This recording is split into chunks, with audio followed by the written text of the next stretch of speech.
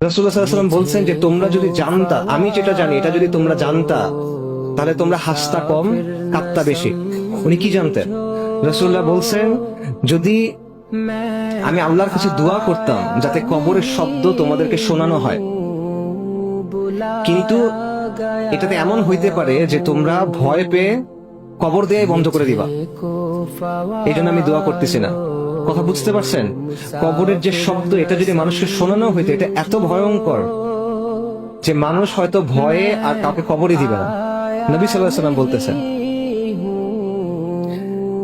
আপনি যখন প্রথম কবরে যাবেন, কবর আপনাকে চাপ দিবে, প্রত্যেকটা মানুষকে কবর চাপ দিবে। নবী সাল্লাল্লাহু আলাইহি ওয়াসাল্লাম বলছেন, কবরে একটা চাপ আছে, যদি কেউ এই চাপ থেকে মুক্তি পেত তাহলে সেটা হতো সাদ ইবনে মুআয রাদিয়াল্লাহু আনহু। কিন্তু সাদ ইবনে মুআয রাদিয়াল্লাহু আনহু এই চাপ থেকে মুক্তি পান নাই। সাদ ইবনে মুআয কে? সাদ ইবনে মুআয রাদিয়াল্লাহু আনহু হলেন ওই ব্যক্তি যার মৃত্যুর পর আর রহমানের আরশ কেঁপে উঠছে। হাদিসে আসছে, সাদ ইবনে মুআয রাদিয়াল্লাহু আনহু জানাজার সময় আসমানের সবগুলো দরজা খুলে দেওয়া হয়েছে। হাদিসে আসছে, সাদ ইবনে মুআয রাদিয়াল্লাহু আনহুর জানাজার সময় 70,000 ফেরেশতা জানাজায় শরীক হয়েছেন। তাদের মধ্যে এমন ফেরেশতা আছেন যারা ওই দিনের আগে দুনিয়াতে অবতরণ করেন নাই।